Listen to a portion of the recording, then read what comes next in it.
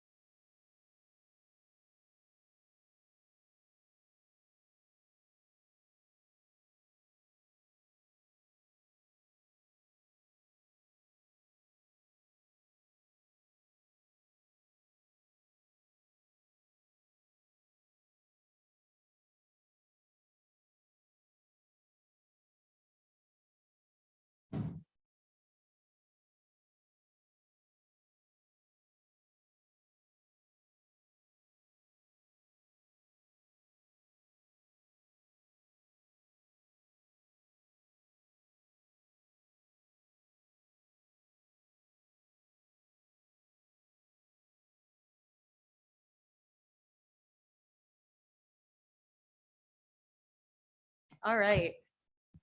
Welcome, everybody. Happy Thursday. Welcome to our June Meridian Arts Commission meeting. Our mission is to develop, advance, and nurture all facets of the arts to enhance the quality of life for Meridian residents and its visitors. So I will do roll call. Lizzie Taylor, Jessica Peters, I'm here. Natalie Schofield, here. Brecken Bird, Crystal Paulson, here. Patrick O'Leary, Bobby Gaitan, Anna Scoville, here. And Vasile is out of the. Hopefully he's having fun. Okay, do we have a motion to adopt the agenda? Go ahead. I move that we adopt the agenda. Second motion.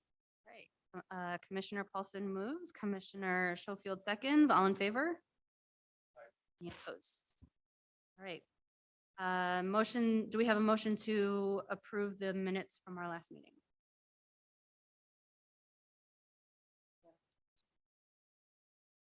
We have a second? Okay. Commissioner Taylor motions, Commissioner Bird seconds. All in favor? Aye. Okay, next, approval of our monthly financial statements. Hopefully you've all had a chance to review. Do we have any questions or comments? If not, we'll look for a motion to approve.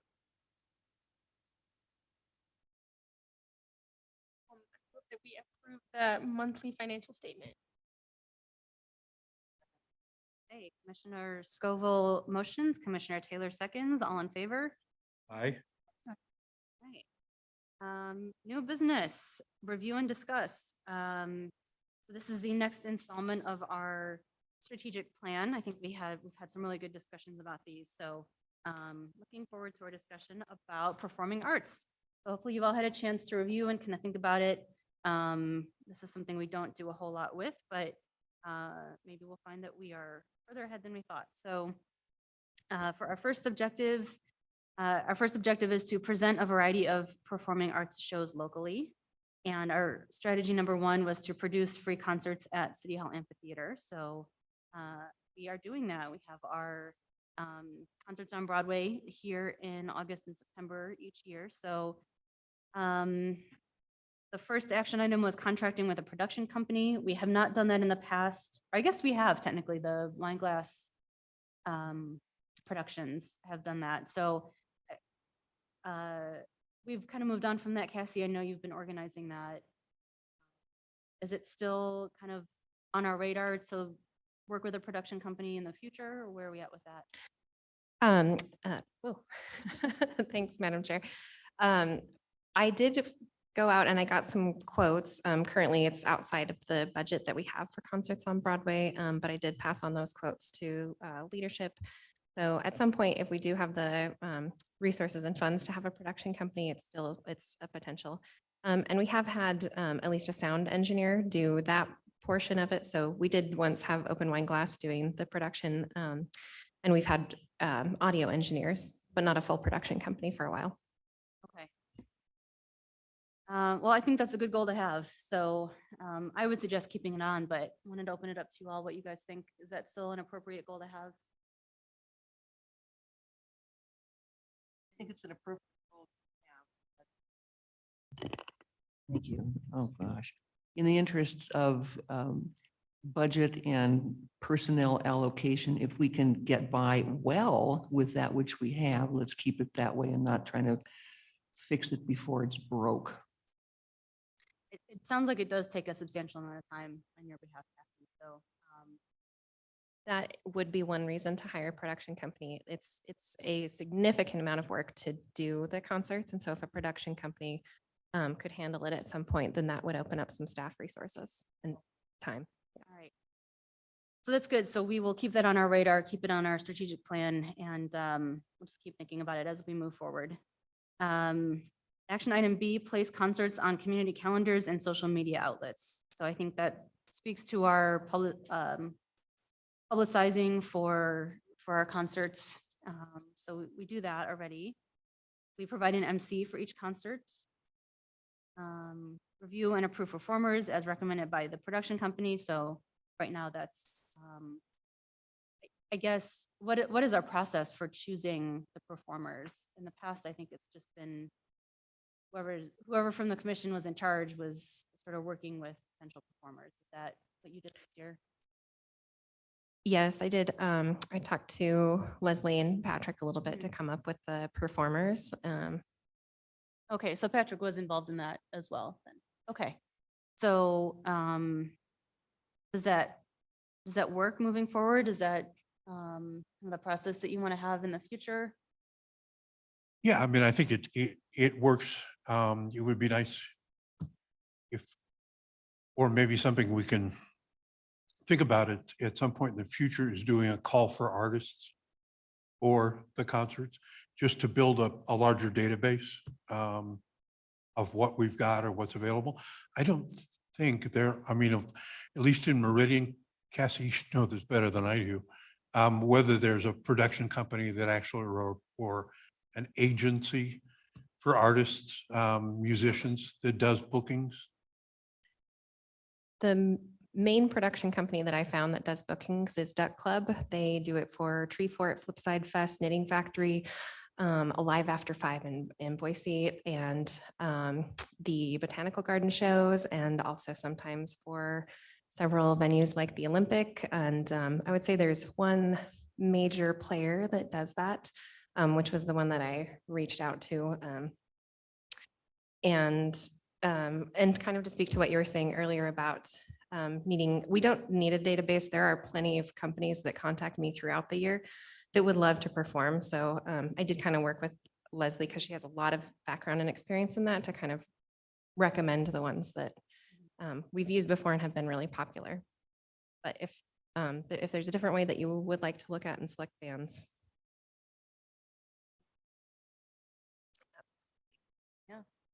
I mean, we can make a note to consider call to artists in the future if that's something we wanted to pursue.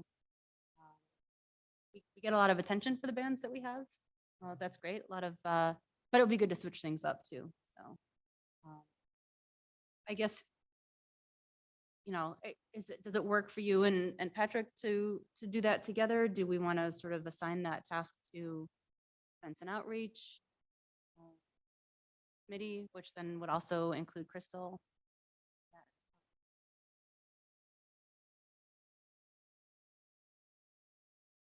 Let you guys speak. Okay. And then action item E was provide MAC and city staff representatives at concerts. So, you know, everyone is encouraged, strongly encouraged to attend those. I've been before. It's been a lot of fun. So we're doing well with that. And Cassie, can you remind us of the dates for this fall so we can put it on our calendar, be there?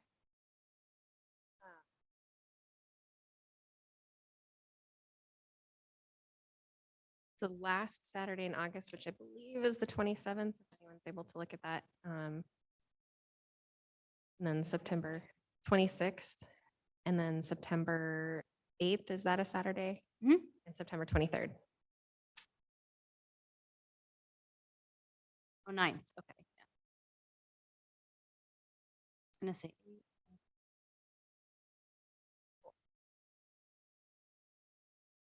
All right, thank you. Okay, so under objective A, strategy number 2, develop additional performing arts opportunities to offer free to the public. So what are our thoughts about that? It does sound like Parks and Rec has their own sort of concerts. You don't really do anything else. Well, I guess we do kind of incorporate performing arts in, we had the flash mob last year for Art Week. Are there other ways that we want to do that as the Arts Commission? Do we want to partner with Parks and Rec on that and want to just leave it up to Parks and Rec?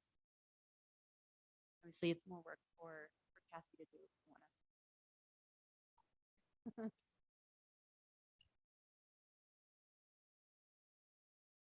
Mhm.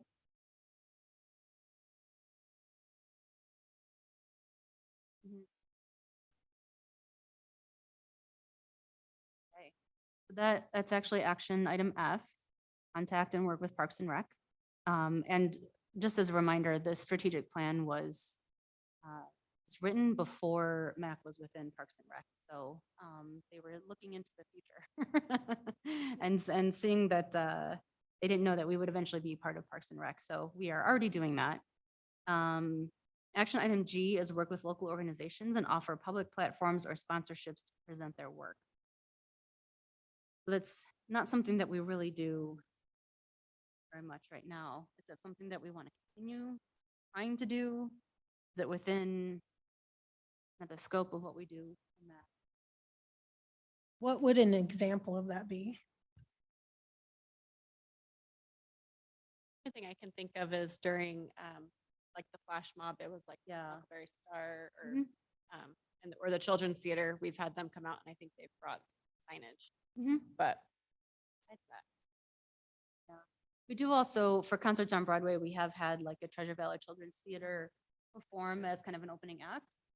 And I think we talked about that in our last meeting as well. I don't know if we have any of that set up for this year yet. I have an email out to Treasure Valley Children's Theater. I'm not sure. I think they will probably select one of the concerts to be an opener again. Okay. And Madam also, you'll notice on the flyer, they are already using some of our free performing spaces like Kleiner Park for their performances. And the Meridian Symphony Orchestra is part of Gene Kleiner Days, which is this Saturday. Oh, yeah. Madam Chair. Would, I've been noticing like folklore organizations like the Basque and Mexican folklores, would they be considered a part of a performing? Sure, yeah, I think so. So I know they have like different months that they celebrate, September, and the Basque have another month that they celebrate later in the year. Mhm. I don't know if Meridian has ever done something like that to support these cultural organizations. Yeah, so last year, I think was it our third concert on Broadway event? It was either our second or our third, was like a heritage night. And so we had the Basque dancers. We had one of the mariachi bands in the area. And we had someone who's like a country and Western sort of roots singer perform. And that was great. We had great turnout. I really enjoyed it. I think I definitely would support doing that again. So, Yeah, and then in that case, it sounds like we are doing some of that already, so, but, Oh. but I've just been seeing more, like Sun Valley just hosted a really nice event up there, and just throughout the year, I'm always seeing a lot of these organizations pop up, and if we could include them in some of our events, especially like in some of those months that they celebrate their heritage. I love that idea. Yeah, I think the only other thing I can think of is Cassie, have we ever done or have the commission ever done for like concerts on Broadway of inviting groups, organizations to hand out flyers or something along that line to people that come to the shows? But Commissioner O'Leary, not to my knowledge, but that's a possibility. We could offer like vendor tables, people could table at those events if they wanted to, I suppose. Madam Chair, Mhm. Yeah, Emily. we had a partnership with a youth choir for a while. I think it was called Cantus. Mary Jensen was affiliated with that, so she helped create kind of they had a table, but they also did a little they weren't really an opening act, but they were like a little, I think they performed one song just kind of informally. So you could do something like that again, or even without the performance. Yeah. Great. I know last year, I think Leslie just reached out to, like for Heritage Night, I think Leslie, and for the other performers too, I think Leslie just reached out to folks, but maybe doing a call to artists to have them be kind of the opening acts. It sounds like concerts on Broadway is the most obvious approach for that because we've already got that sort of infrastructure set up, and it would just be a matter of inviting other groups to participate in that rather than creating brand new events, which create a lot of work. So, and so that kind of goes to action item H, incorporate performances into existing events, which we are already doing. So, going back to G for a second, it mentions public platforms or sponsorships. So I don't think that we provide sponsorships for that kind of thing. That's something we want to cross out. I would say that we do that through the call for performing arts. Oh, okay. That's true.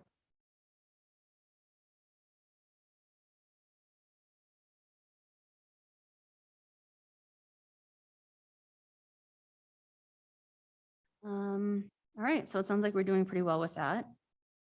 Objective B, sponsor performing arts in partnership with community and cultural organizations. So strategy number 1, promote and endorse area performing arts opportunities. Action item A for that is promote events in Meridian presented by other groups on community calendars, social media outlets, publications, and playbills.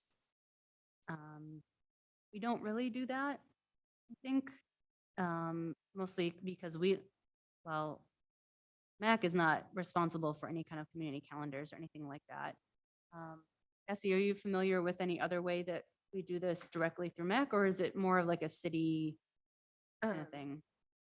Madam Chair, I share quite a few things on social media if I catch them from specifically like Meridian organizations. So I do think we do that on social media. And Okay. any organization that wants to promote their event through the city calendar is welcome to like submit their event through the city calendar. It has to be approved.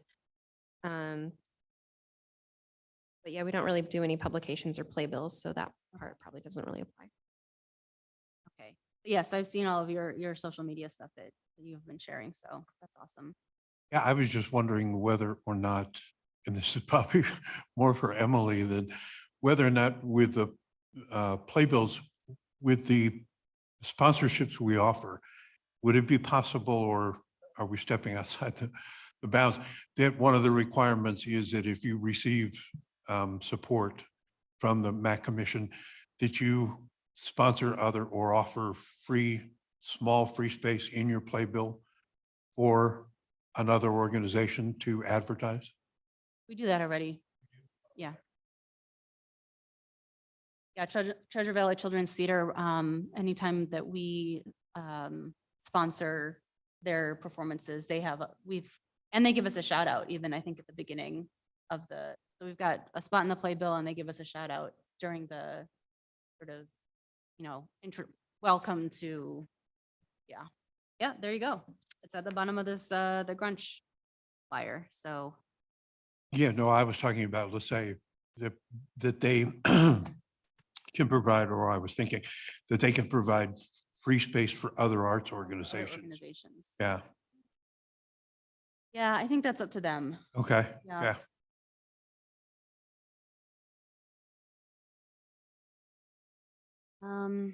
Okay. And then action item B was engage with local arts groups to encourage cross promotion. I think, do we do some of that? I know, Lizzie, well, you do it for like, visual arts, but, do we have any sort of, discussion with other groups about cross promotion?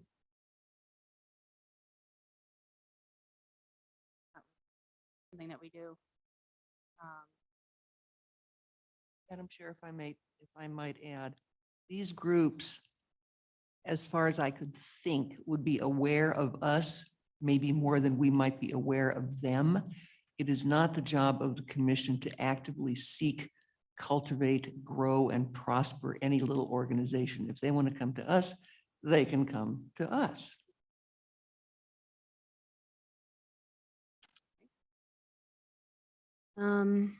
Okay, so I think, is there anything else that relates to sponsorship or promotions or endorsements, helping to get the word out about performing arts opportunities that you think we could be doing that we're not doing so far, that something we might want to have on our radar? I think what we were talking about earlier, if we offer an opportunity for them to bring flyers to concerts on Broadway or Meridian Art Week, and set up a table so that they can, put a list of what they're doing, those kind of things. We maybe make that more aware, or make organizations more aware of that possibility, and see what happens. I don't know that there's much we can do outside of that with other groups. Yeah. That's a great idea, though, to provide that space for folks to come and share information at our concerts on Broadway during Art Week. Do you know what the logistics are for that? Like, do they have to apply? Do they have to get a permit? Can they just show up with a table and a tent?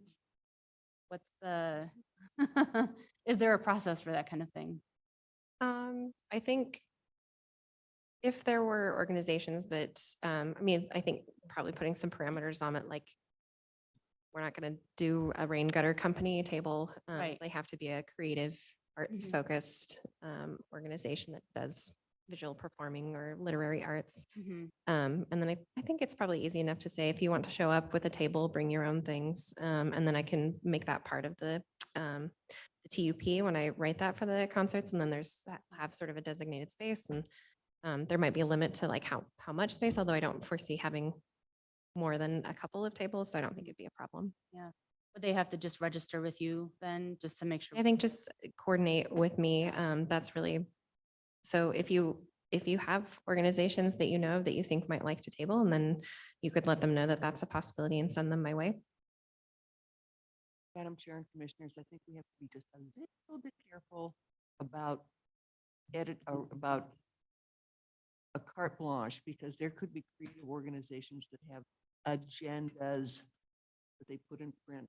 We might not sort of, not that we don't like them, but that might not fit with Right. our, Well, that's why we would Yeah. want them, we would require them to coordinate with Cassie ahead of time, just to be And- a little bit of a pre-screening. pre-screening and show us the kind of material that you'd like to have on your table. Because creativity and other things have a big overlap, and I'd hate to see us at a concert venue saying, no, no, no, no, no, you can't do that. We have to Mhm. see it beforehand. Does this create an undue burden for you, Cassie, in terms of additional administrative work? A little bit, but I mean, I don't foresee if there were like a dozen people trying to get a table, yes. If it's Yeah. a couple people trying to get a table, then Okay. that's doable, yeah. Okay. We can have a little. pilot Particularly if they've project. worked with us in some capacity before, like Treasure Valley Children's Theater, Huckleberry Star Theater, Symphony Orchestra, or, like Yep. ones that we've worked with before, definitely. Maybe we can make this kind of a trial project this year. See how it goes. That's a good idea though, and that gives us an opportunity to, that is kind of cross promotion and providing spaces for organizations to get the word out about what they do in a way that, respects everyone's time and interests. So, okay, objective C, advocate for the development of performing arts venues.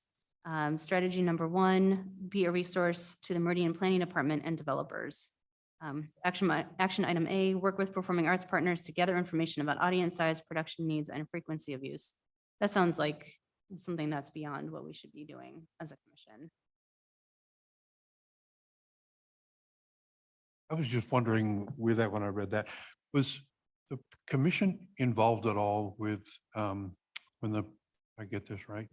When the chamber did their study of auditoriums and all that, or space for performing arts, it was mentioned that the mayor mentioned in his state of the city, I was going to say city of the state. Yeah. We weren't officially involved. I'm sure that Leslie Malden, who was the former commissioner, former chair, had some input and was involved in those discussions from a personal standpoint. But I don't think the commission was involved in any formal way.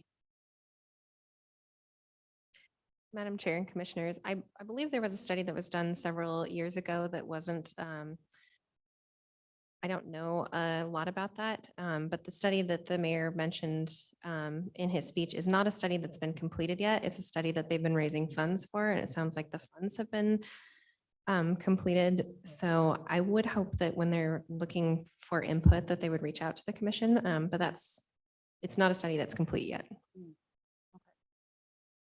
Is that something we can make a request of them to do? Sure. Yeah. Yeah, I mean, just because that's my background.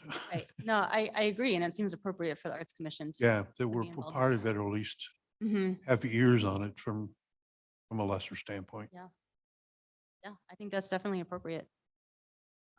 Make sure that that is clear.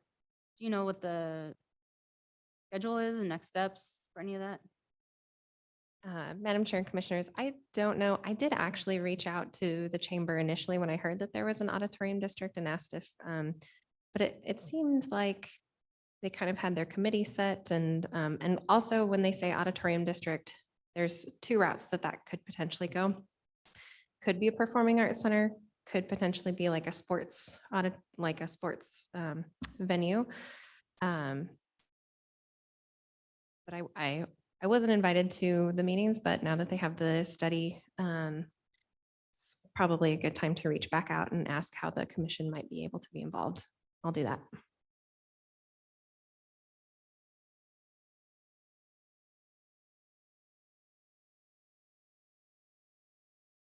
Great, thanks, Cassie. Okay, action item B on the back page there, appoint a MAC member as liaison to Meridian Planning Department. I don't think that's really appropriate either. And then meet regularly with Meridian Planning Department staff to identify opportunities. That's not really. Okay, so it sounds like maybe objective C is not really appropriate. Or I think advocating for the development of performing arts venues is appropriate for us. But maybe we need to, when we're revising our strategic plan in a couple years, thinking about a different strategy rather than getting involved with the planning department. So that's a conversation we can have moving forward. Okay, this was a good discussion. Thanks, guys. Was there any last sort of thoughts or questions related to performing arts and our strategic plan? No? Okay. Well, yeah, thanks. Lots of good conversation, good input there on that. Appreciate you guys giving some good thought to that. Okay, next section is reports. So number 4, we'll have a recap of our ribbon cuttings. Many thanks to everyone who came to those. I think we had good showing of commissioners, and it was a warm day, but fun to be outside and great. Definitely better weather than in November when the Tully Park one was originally scheduled. So, Cassie, you don't have anyone noted here for that. Do you want to give a recap? Sure, Madam Chair, Commissioners. I thought the ribbon cuttings both went really well. It was nice press came out for the Meridian Pool one in particular. They said they were going to come to the later one, but they didn't. And I did sort of learn later that often for TV stations, they like to do they like to have all their stories gatherings sort of done by the afternoon, so they have it for the evening.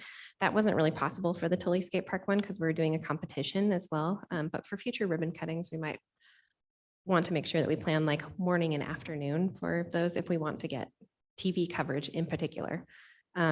We did get a really amazing article from Boise Dev put together. Hopefully some of you saw that.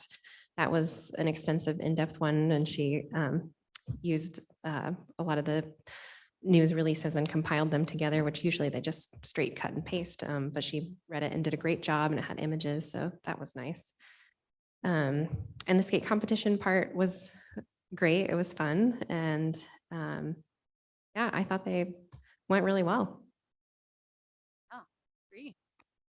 It's too bad that they couldn't bring the press out, because I mean, like, what better action shots are there than, a bunch of supporters in front of. But that's a good note for future ribbon cutting. So, I mean, it's hard for folks to come to those because it's, during the day, during the week, but good to know in terms of press schedule.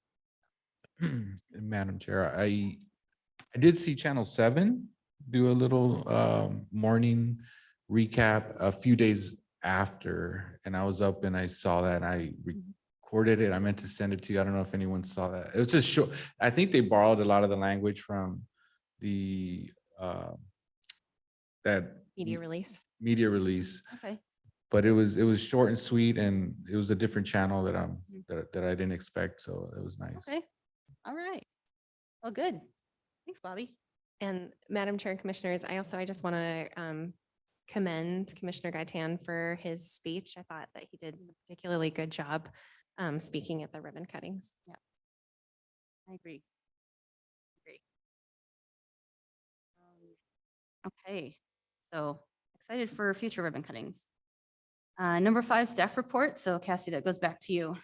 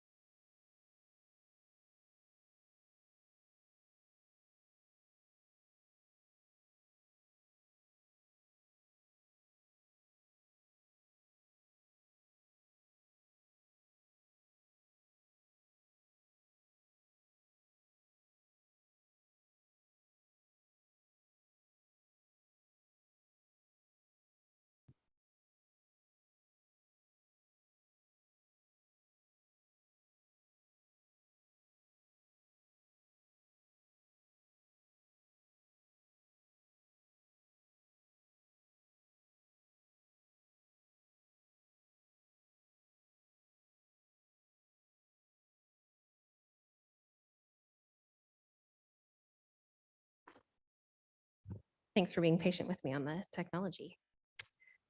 So I wanted to go over the call to artists process. All of you should have received in your emails the applications and the score sheet. And I want to commend Youth Commissioner Hannah Scoville because she has already returned her scores. And she put in some nice notes and obviously took some time. So thank you very much. Your score sheets are due back to me by Monday, June 19th. And just a note, that's Juneteenth and City Hall is closed, so I'll be out of office. So hopefully you have a chance to do a little bit of preliminary work ahead of time, just in case you have any questions about anything. And if you need to print it off and send it to me, that's fine. Preferred format is Excel because it's easier for me to put the information in, but it's really not that bad if you need to print it off.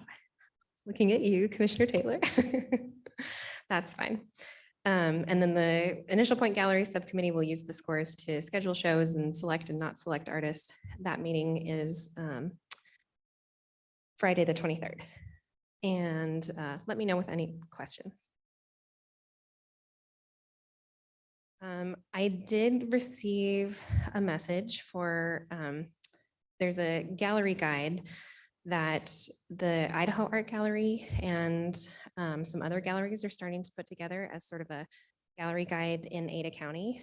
So if we wanted to have Initial Point Gallery be one of the galleries that's featured with a description and a photo, it'd be $350 to put a listing in this gallery guide.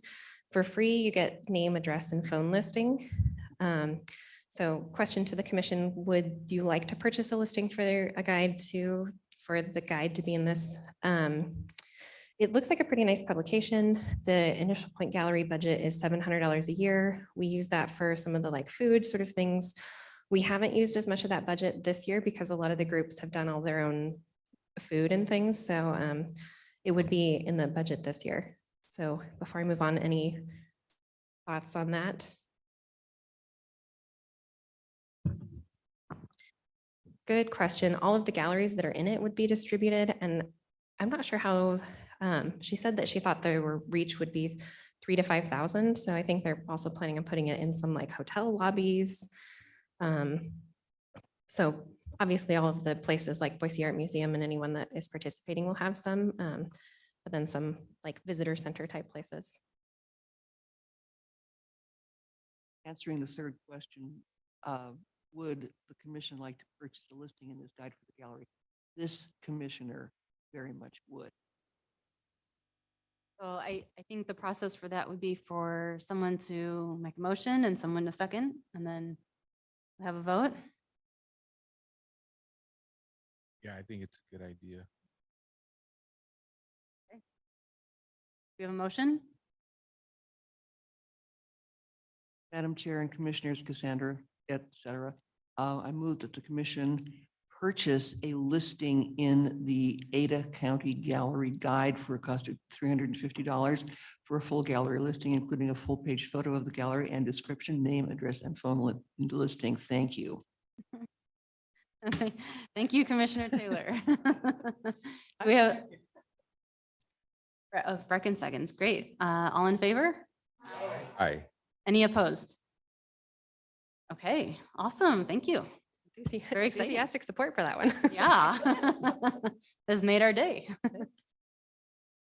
Update on the performing arts proposals. You all have a copy of the Treasure Valley Children's Theater upcoming performances that were part of their, that we are sponsoring. So for the Kleiner Park one, they did request if any arts commissioners are available to volunteer to usher for that show, it would be appreciated. So it would be at 1:15 at Kleiner Park. So please contact Autumn. Anyone interested in that?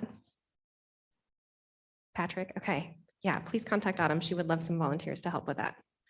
And count that on your Arts Commission time and wear your name badge. Huckleberry Star, I've checked in with them. They haven't confirmed their venues quite. They're possibly trying to relocate their main show to Meridian High School, but I've had some trouble coordinating that. So if that doesn't work out, then they can still be at CUNA. But they don't have the 3 venues selected. They haven't received any of their funds yet. In order to receive their funds, I need confirmation of the 3 venues that they're doing and the production rights and their insurance. So if they get those, then they'll get the funding. If that doesn't happen, they don't get funding. So.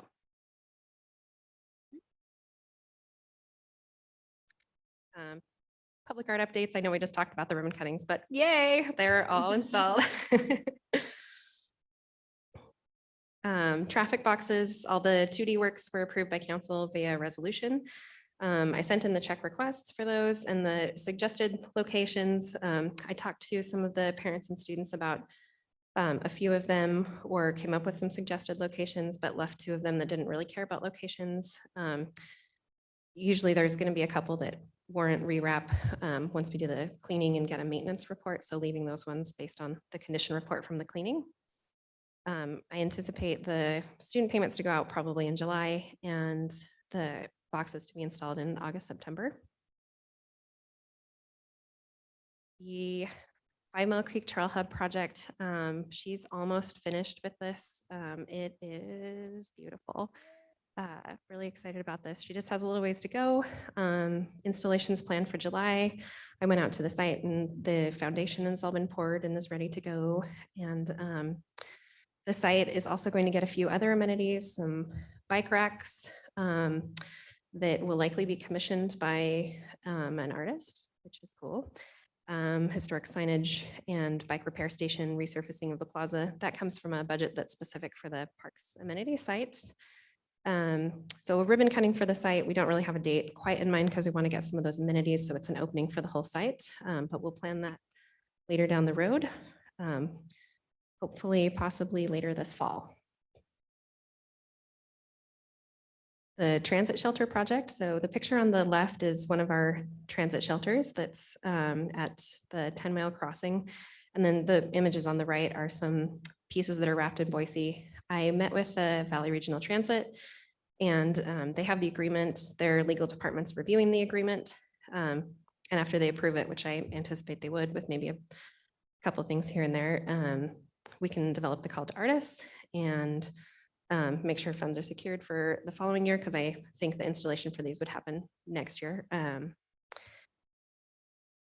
And I did talk to Valley Regional Transit a little bit because I looked at some other transit shelters that have wraps that are not single color, where like they kind of cover the whole front or back.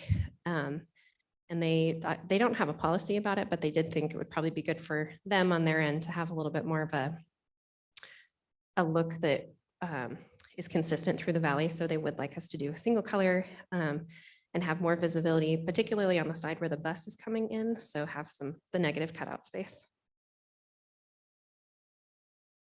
Okay, Discovery Park. This is, so we've received all the proposals. The plan for this is to install 3 artworks at 3 different locations. And each artist has submitted 2 alternate proposals, plus 1 artist did a bike rack design. And our timeline on this was to gather some public input and then have a selection panel and then have the Arts Commission make a recommendation to City Council. So I'm coming to you today to sort of ask, because the Discovery Park construction has been moving along very quickly and potentially might be completed a lot sooner than next spring. So I am wondering if the commission would like to recommend, and I can show you all of the proposals, make a recommendation on the proposals now to move forward to City Council. I did talk to the artists and they need 3 or 4 months to sort of complete what they're doing. And one of them, when I get to the proposals, one of them he thinks that he could have done by the fall, one of them probably not. So that might make a difference on which one you're thinking about. So I'm wondering about what the commission's preference would be here. Open that up for discussion and any thoughts, Madam Chair? Yeah, thanks, Cassie. Yeah, so I guess we don't usually do public input for public art projects, but we thought that we would do that for this because we are spending a lot more money. This is a bigger park, a lot more visibility. And, you know, we had been planning through the public art subcommittee to get some public input, set up a booth.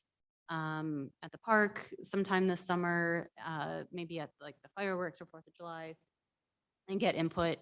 But yeah, it does sound like in order to take advantage of an earlier opening for the park, if we want to celebrate our ribbon cuttings on these public art pieces, it's, we're going to get a lot more bang for our buck if we do it when the city hosts a ribbon cutting for the whole park.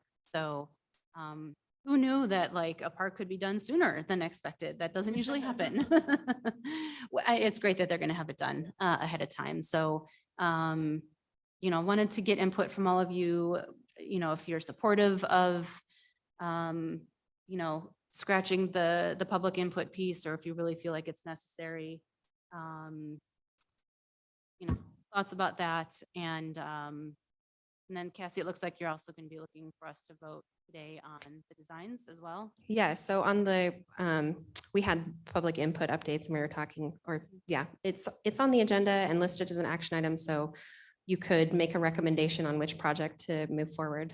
So that's open to what the commission wants to do, but could potentially, yes, have a recommendation on. We have 6 proposals altogether. Each artist has submitted 3. So looking at, option A or option B and making a recommendation on which one.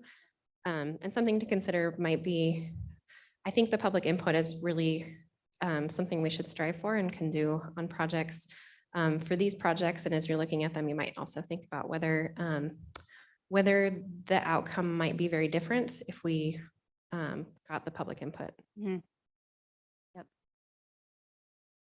So any initial thoughts on that before we move into looking at the designs? Has the public been made aware that we wanted their input yet? No, not yet. So it's not like we said, we want your input, just kidding.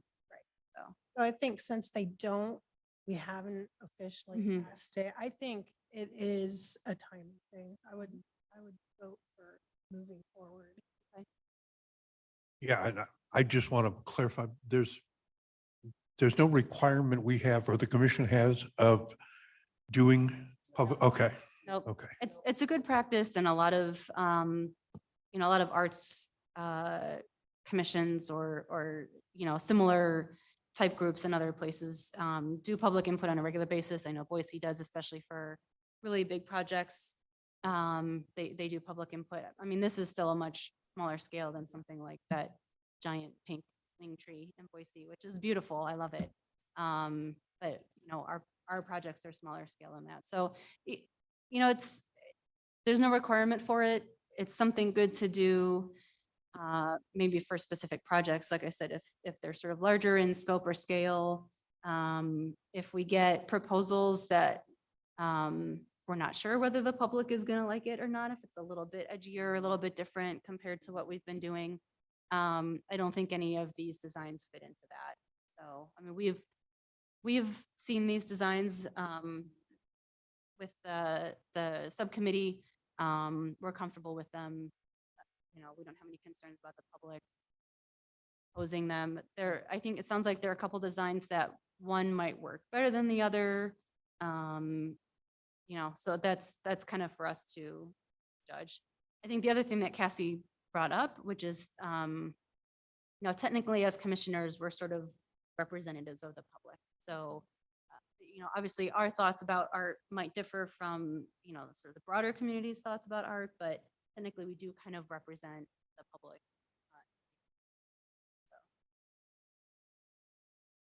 Madam Chair and Commissioners, and that is the city for lots of things. We generally do like public input, and we rely heavily on our commissions to sort of be a very engaged public to make some of those decisions when they're planning parks and things. We show them to the commissions and ask for the parks input on those things. So it definitely makes sense to get your input and have the commission sort of decide which way we're going. Madam Chair, I'd like to make a motion that we proceed with a MAC Commission review and recommendation to the City Council for the park sculptures.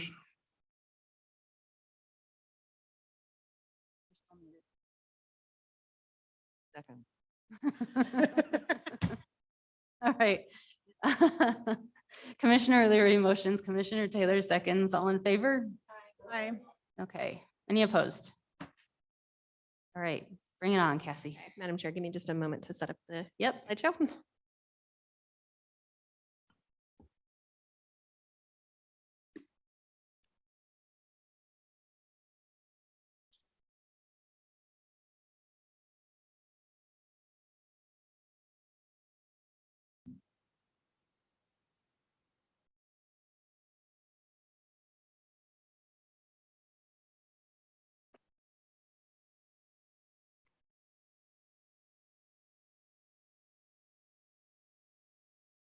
Okay, Madam Chair and Commissioners, there are a lot of slides, so I'm going to go through some of this fairly quickly. We're not going to read all of the words. I'll try and kind of give you the gist of things, but we can definitely go back and look at things if you have questions.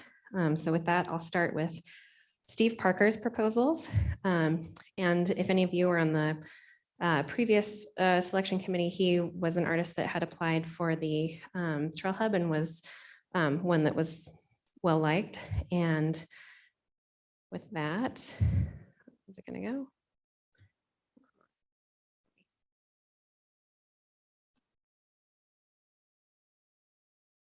Okay. So he included some images of his past work. Here are some of the other things he's done. His work is all very music-based. He repurposes used musical instruments. So This is not wanting to work for me. Oh, okay. Mouse is working. And pay a little special attention to this piece. This is in Sun Valley because one of his proposals is very similar to this piece.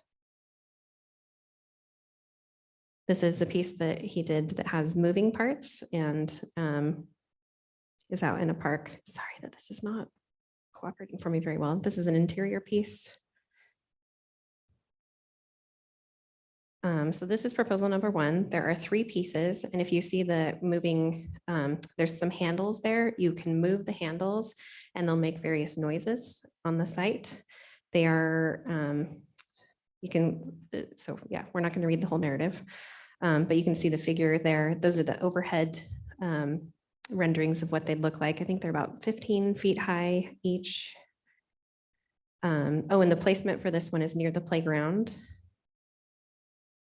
This is just kind of some background thinking that he has. He's very interested in Duchamp and some other music. I liked his proposal in terms of his background for art history. So the tallest one is 14.5 feet high. More renderings.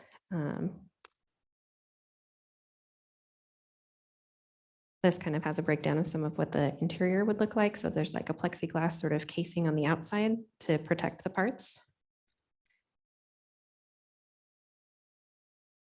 Okay, and then this is the second proposal.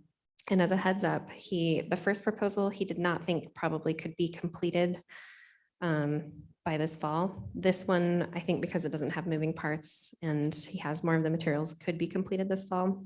So that might make a factor in your decision. And this one is a little bit similar to the one in Sun Valley. So this one does not make noise. And what happens, oh, I wonder if it'll let me go back up to the Sun Valley one, because it had the kids sort of listening. So people can listen to it and it amplifies the outside sounds. So you'll hear sounds from the park, kids playing or birds chirping in an amplified way. And it's sort of to think a little bit more intensely or or anyway, to think more about the sounds that are in the park. Sorry.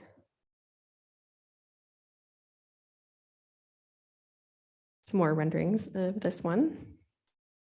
Oh, and they're ADA compliant, so there's different heights for the height of the pieces on the bottom, so that different people at different heights can listen to them. This one's also 18 feet high. It's a little bit taller. And like Commissioner Peter said, they're reclaimed materials.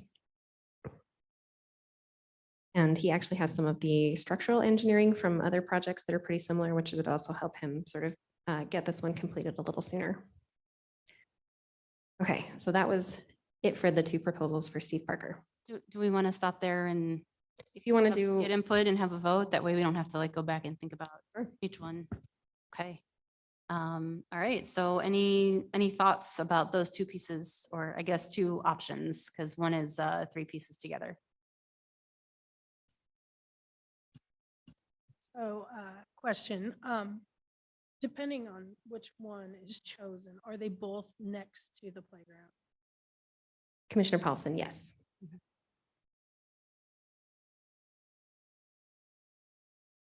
I like the idea of the three of them, but I like the idea of fanfare better because I think it's more complex. It has more of kind of this ephemera up at the top, and the fact that people of varying heights can listen to this, I just find it extremely attractive. And frankly, the guy got me at aircraft cable. That thing is never going to fall down. Yeah. So Cassie, I have a question. So you mentioned that the first option with the three pieces may not be completed in time for the park opening. Would one or two of them be complete enough to give a sense, or he really wants to install all three of them at one time? Good question, Madam Chair. My sense was that they would be all at the same time rather than, because that would probably increase costs coming up to install. Yeah, that makes One. sense. Okay.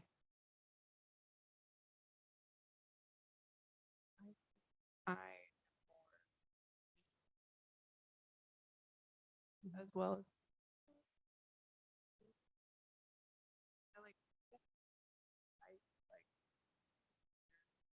Things more than noise, but Mhm. that might just feel weird.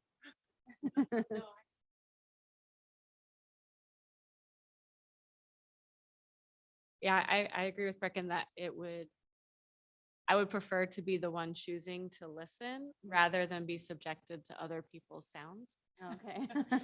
So, yeah, and I think that it is so striking. It would, Mhm. yeah. I mean, I do like that the other part is interactive with making, Mhm. but if I were sitting at the park with my kid reading, I'd prefer that people do this than like squawk, Yeah. trumpet.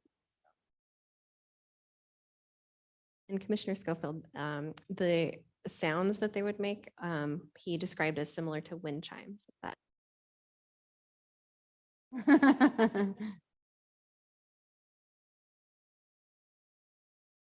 Any other thoughts? We have a motion for one or the other option. Just, I move that we go forward with option two. We have a second? I second. Okay. Commissioner Taylor moves, Commissioner Byrd seconds. All in favor? Any opposed? Great, fanfare it is. cool. Yeah, we need a little horn to make this sound, a little button. Okay, thanks, everyone. Let's move on to the next. Hey, these designs are submitted by Urban Rock, which is a team of two people. And these ones will be at the softball field area. So there's three softball fields. There's kind of a central area.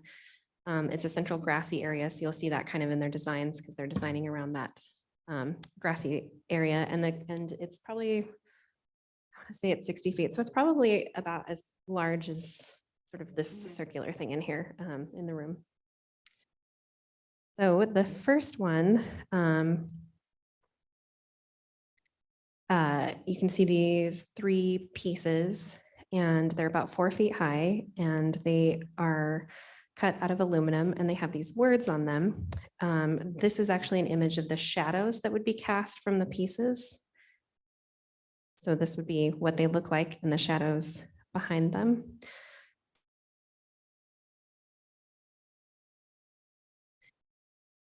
One thing that Parks Department sort of brought up, the shadows would only work for a few hours of the day. And also as you're walking into the park, the direction of the shadows would only work on the sidewalk. And so as you walked into the site to make this work, you'd be walking up to this and the words would be wrong direction reading to make them read right direction in the shadows. And there was some concerns about the thinness of the metal. I did like that they sort of reminded me of baseball cards. They have these kind of fun sayings. Some of the sayings might be considered a little bit cheeky.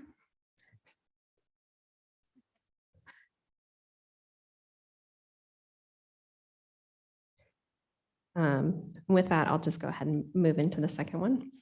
So this is the second proposal. And here again is that circular sort of area and an overhead view. This kind of works with somewhat of the shadow casting, but also works with the sight lines. So as you walk around it, you'll see it in different sort of directions, sort of some iconic baseball stances. And if you get right into the right direction, you'll get, you know, a right reading sort of image. And I don't know that they even did this on purpose, but it is sort of Meridian colors. So this one potentially has less logistics issues. They're also larger in terms of height. I want to say that the figures are sort of like life size, 8 feet high. Yeah, so the cutouts would be life size figures. So open that for discussion. If we went with the first one, hypothetically, is that the only sidewalk space? The sidewalk doesn't go all the way around the circle, so we couldn't put it at the back of the field? If you put it at the back of the circle, the shadows would be cast on the grass and would be really difficult to read. Yeah, okay. I think it's a super cool, interesting idea, but I don't love coming up to it backwards if you're not seeing the shadow. So. But you could walk around, right? There would be room to walk around and look at it from the right direction. Yeah, the first approach would be backwards. Right, exactly.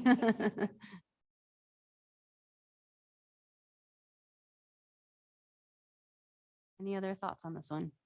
Yeah, naturally. I think the apparent fragility, the dis-ease of reading, and the fact that it's kind of only viable for maybe an hour a day. I think this is not as applicable in an outdoor situation as it might be in a lighting controlled indoor situation, which we do not have.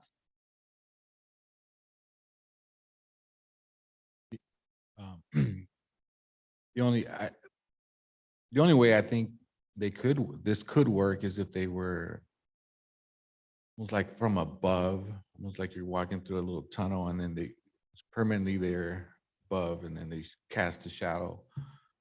You'd be looking up towards the structure, but that means you'd be creating some kind of a structure where you would have to go through and experience that.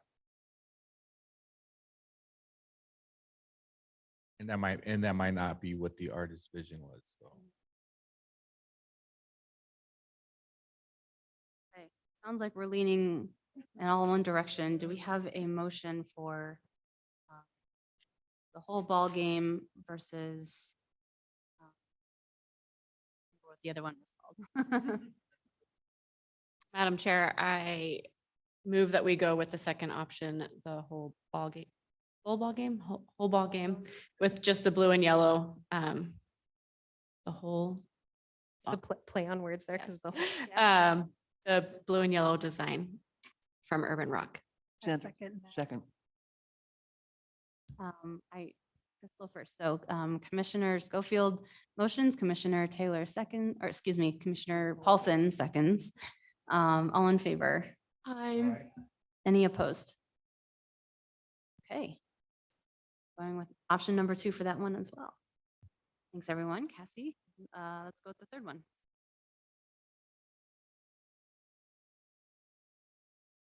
Okay, so this third proposal, there are two proposals for bench seating, and then there's a third proposal for bike racks. Budget wise, would not be able to install the bike racks because we need fiscal year 24 funds, which have not been approved yet. So I'll show them to you, but we can't really put them out for contract or anything until the following year.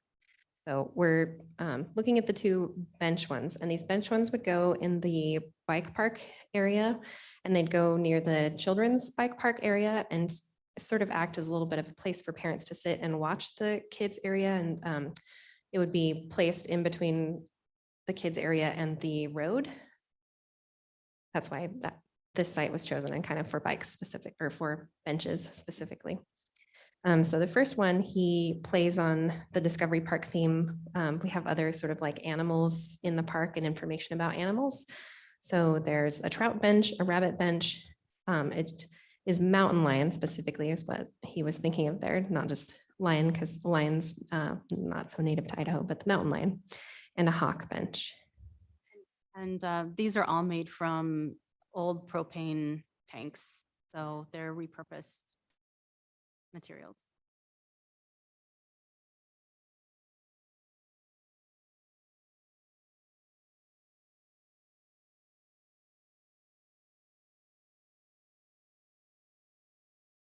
I have a question.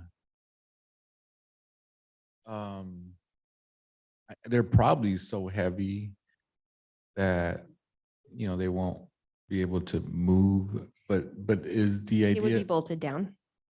they would be, that was my question. Yes, they would be bolted down. Okay. And the edges, as our Chair Peters, Commissioner Peters said, they're made out of recycled propane tanks, but he does sand all of the edges, and he's done this in a lot of other places, so all of the edges are safe.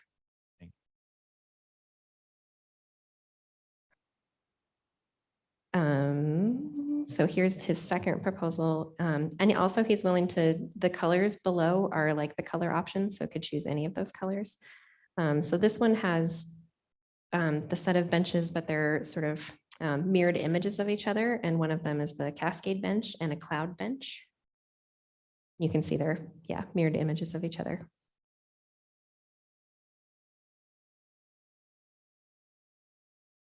He likes kind of to do some of these sort of mid-century lines in some of his other work.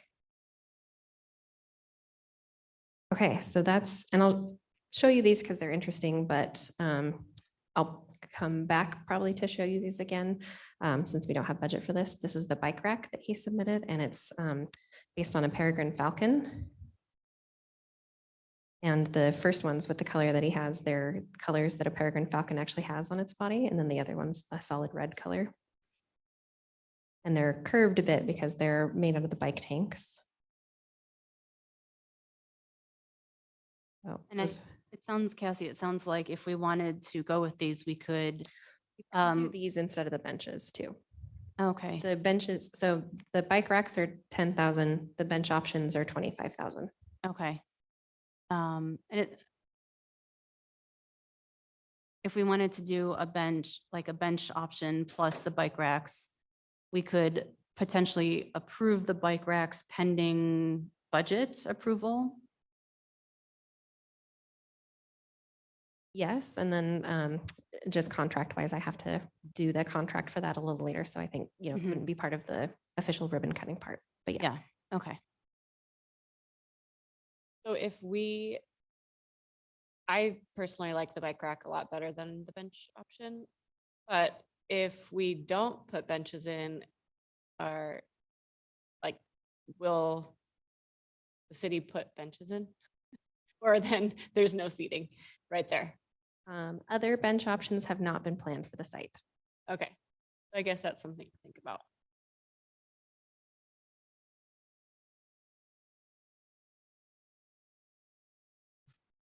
So just to clarify, so this is a bike park, right? Like where it's at, Oh, where the kids it's- are so- riding it, or there's tracks or whatever for them to ride on, right? Yes, so I guess I should have maybe started with, so Discovery Park is a major park with lots of amenities. It'll have tennis courts and a softball fields and a teen area and the bike park and a skate park. So Discovery Park is already there with a playground and a lot of other features, but these are the ones that are going in. And yes, so the benches would go in the bike park area. It's a dirt bike park and it's got an adult section, like an adult track with, and it's a dirt bike park with like the whoop-de-doos. That's not the right word, but. That's the technical term, the That's the whoopie-doos. And then there's a kids section too that's geared towards smaller humans on bikes. So would the bike racks be next to where people are riding their bikes? Good question. That was the initial thought. But then in talking to the park superintendent and thinking through a little bit, people going to the bike park are going to be using their bikes.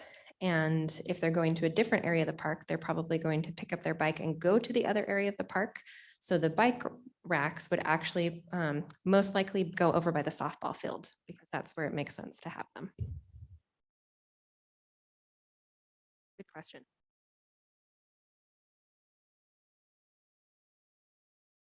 Okay. Any other thoughts or questions?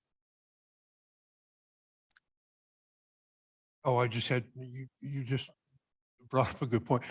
You said there's a softball park, tennis courts. So is there any possibility that since the bike racks would be used probably at those other locations where they're not biking, that there could, all the bike racks could be distributed around those other locations? So it's a consistent look throughout the park for those? They could be. These ones are not exactly the same. They might not make as much sense as a peregrine falcon sort of design without being near each other.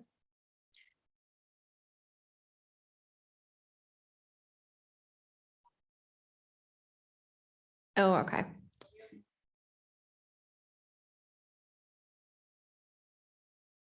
I think Right. there are two. Yeah, 2 sets of bike racks, 5 pieces per rack.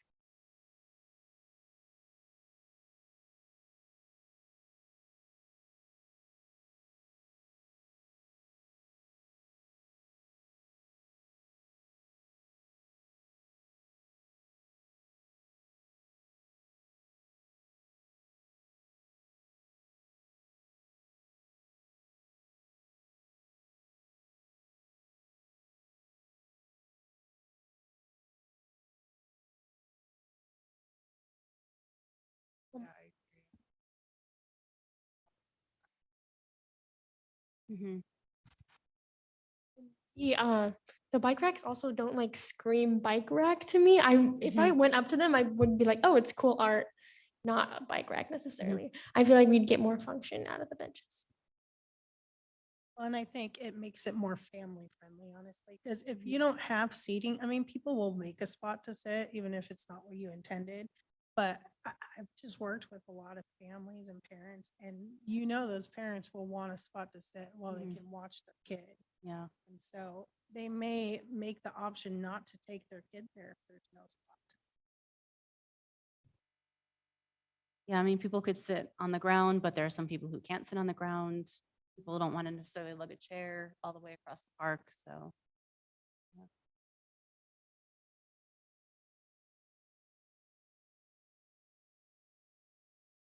Yes, and if you want to give input on the colors too, he's happy to do any of those colors.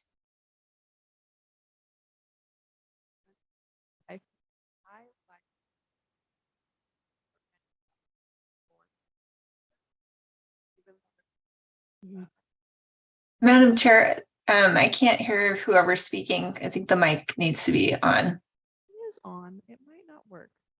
Oh, Sometimes you sorry. have to get pretty close to the mic, so I think. Oh, there you go. am I far? Perfect. Thank you. Sorry. All I said was that I prefer the second option rather than the animal benches. My only problem with the second one is the visibility on like the one side. I don't know if you want to pull up a picture of it. It looked like it was kind of blocking like view if we were concerned about that. I don't know. I like the animal ones, but I don't know. That's just me. Oh, having a high side on the outside, yeah.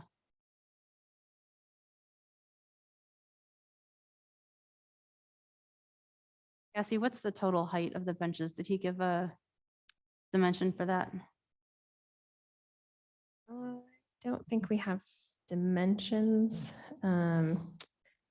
They're each intended to be two-person seats. So given that, I would guess that the height of that might be as tall as like a person height, like 6 feet. But that's my guess. I don't know that it would be 6 feet because you can, if you think about a seat height being, you know, 2 feet, 2.5 feet. Standard seat height is about 18 inches from the floor. A standard dining room table surface is 31. This is not 6 feet tall.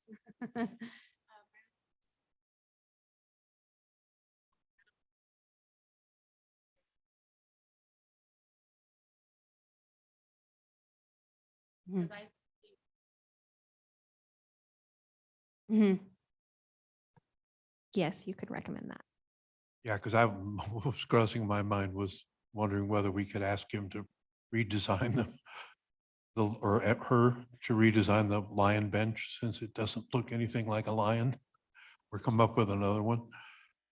Lion looks like Baby Yoda and something. The trout and the hawk seem the more obvious ones. Yes.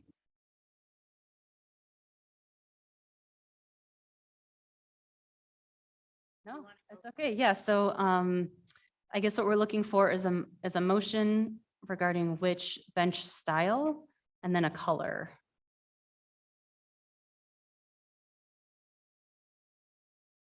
Oh, all right. I move, can I make kind of a double whammy thing here? I move that we proceed with the animal benches with 2 trouts and 2 hawks. And color, do you have color preference? As they're presented here, or? I like the bright color ones Mhm. more.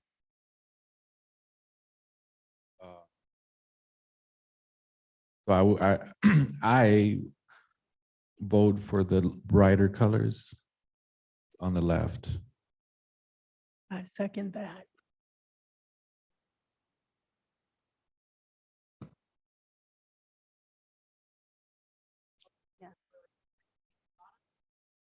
I'm sorry, up the top. Top, At okay, the top. yeah. So we need to, for the motion, we need to state which colors specifically. For the colors, I move for the aqua teal and the neon green. Okay, so, For the trout or for? For the for the trout, aqua, just as presented. For the hawk, but see, that's the thing. I'd say red for the hawk. No, red and aqua. okay. So we have a motion for 2 trout benches in the aqua and the 2 hawk benches in the red. That would make more sense. Okay. Yes. Second. Okay, all in favor? Okay. All right. Excellent. So do we want to vote on bike racks at all for any potential future budget, or are we going to pass on the bike racks?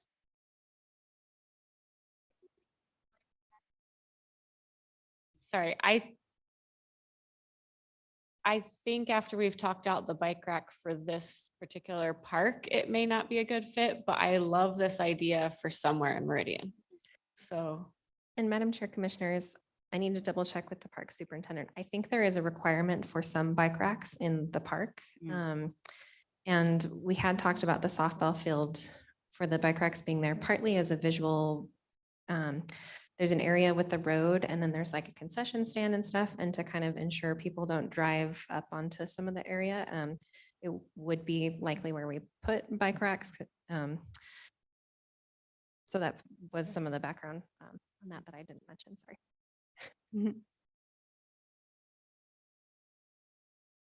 Yeah. If no one wants to make a motion, then we'll just leave the bike racks for now. And it sounds like maybe we, since we don't have budget for bike racks at this point. Table it and come back. Yeah, yeah, keep this on the back burner.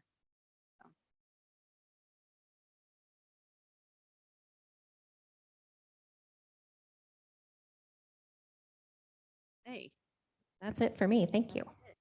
excellent. We have some designs. I'm excited to see those go into the park. So do we have a specific date for ribbon cutting, or we're just waiting to confirm when completion of the park will happen? We don't have a specific date, and because the park's not complete yet, we're not giving a specific date. We're solidly confirming like everything will be done, but everything is moving along quickly. So my goal is to have these installed by the first week in October. Okay. Sweet. Okay, we're already coming up to 5 o'clock, so let's try to get through the next few things quickly. So Public Art Committee update, Bobby, you want to give us any, I know we've already covered the Discovery Park stuff, but anything Yeah. else for Public Art Committee you want to cover? Not not a lot. We did cover, like you said, all the updates on the public art projects.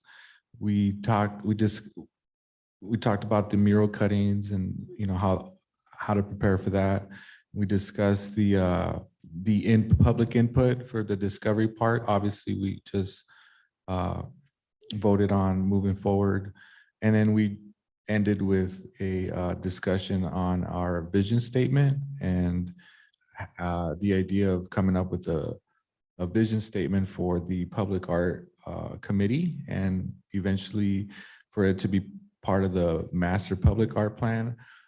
We threw out some ideas on what do we want it to sound like, and we agreed that just shorter but straight to the point, and just have some really kind of focused areas that we want to talk about. So we kind of ended their meeting with that, and we're plan on following up and talking more about that vision statement on our next meeting. And that's about it. Thanks, Bobby. And just to note that the Public Art Subcommittee meeting for June has been canceled. So we will convene next in July. So yeah, thanks, Bobby. Lizzie, you want to give an update on Initial Point Gallery? When would I not want to talk about Initial Point Gallery? All right, the current exhibit is the Idaho Watercolor Society. I have here some additional posters. Crystal was kind enough to say that she would get some of them out to the places that I usually put them. I was obviously unable to do that this time due to my incredible stupidity in the parking lot at Fred Meyer a couple of weeks ago. How many people attended the June 2nd opening? We had a lot. Hannah had the official counter. What did you count? I want to say it was in the 70s somewhere, but everyone that was there just like stayed the whole time. There wasn't a lot of like in and out happening because of like the awards that were after. So we had a really good turnout, I think. Yeah, there were a lot of people. It was everyone was milling about, very fun, sort of good energy in the room. Well, those watercolor people know how to do it. They come out and they stay out. I'm glad it went very well, and thank you for handling it so well. And it was neat to have the judge who was there. Yeah. She had already, I guess, looked at the pieces and made her decisions, but the artists all had the opportunity to talk with her about the piece and get some feedback on that. So it was kind of, you could see her kind of moving around, and she had kind of a group following her, people listening in on giving her feedback and stuff. So it gave it a little bit more of an air of like an official gallery kind of event. Thank you. Thank you for that, Madam Chair. The upcoming exhibit is Back from Sequester Out and About. Gina Fong, Susan Klukstall, Lauren Johnson, Dennis Hazlitz, and Edie Martin. The opening reception is on July 11th. Host is Commissioner Peters, correct? Correct. And hope you all will be able to join us that evening. So And- we missed you guys last week. Just one thing, an ask to Cassandra, when might the posters for this show be available? I asked for their materials by June 16th. So poster should be done by the June 23rd. Thank you, Cassandra. I will enlist hopefully the help of commissioners in distributing the posters because at the moment I cannot drive and at the moment I have no car. And that's going to be, both will be the case for at least another 2 months. So I'll need a little bit of help. I can come to meetings, but I can't get out there and truck around. So thank you very much for your help and your anticipated help in the future. All right. Thank you, Lizzie. Item number 8, Art Week planning. Crystal, do you have any updates for us? I do. Can you hear me okay? Mhm. So we set up the, you hear me just fine. We set up the committee and we distributed different people that we're going to be reaching out to. And we'll be meeting next month.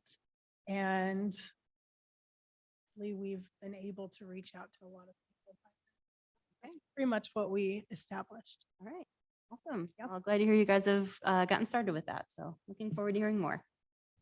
And number 9, inclusivity highlights. Do we have an inclusivity highlight? No? Okay. I didn't get a chance to put one together either. I'm sorry. So next month. Okay. Madam Chair and Commissioners, just backing up for just a sec for the Art Week. If you, since you're putting the concerts on Broadway, if you could put it on your calendar, September 16th through 23rd. September 16th in particular is the Community Art Party and the Arts Commission will have a booth. So it would be really nice to have some volunteers for that. So put that on your calendar. Don't have specific times yet. Afternoon, early evening. Okay. I will try not to get COVID this year for Art Week. I wasn't able to attend most of the things last year because I was sick and that made me sad. So, okay. So, unfortunately, we don't have an inclusivity highlight for this month, but for the new commissioners, I encourage you guys to sign up for those and think about what you might like to include. And without further, unless we have any further discussion, our next meeting will be July 13th. So you all have a great month. Enjoy your 4th of July holiday and see you all soon. Madam Chair, I'd just like to acknowledge, in case everybody didn't see this, that Cassie was awarded Oh, a yeah. Meridian Way challenge coin from the mayor. Yeah, congratulations, Cassie. Thanks, Patrick, for bringing that up. Well done. So Cassie, what was this? What, do you want to give us some more details on what that was? So the mayor, it's usually a surprise and it's usually for some different smaller acts of service to the departments. It sort of comes around to our all staff meeting a couple times a year and presents a challenge coin to people. So I was surprised and honored to get it this time. Cool. Well, congratulations. We're, as usual, happy to have you here. You do a great job. So well deserved. Do we have a motion to adjourn? So moved. I second. Commissioner Taylor moves, Commissioner Schofield seconds. All in favor? Aye. Any opposed? Didn't think so. All right. Thanks, everyone.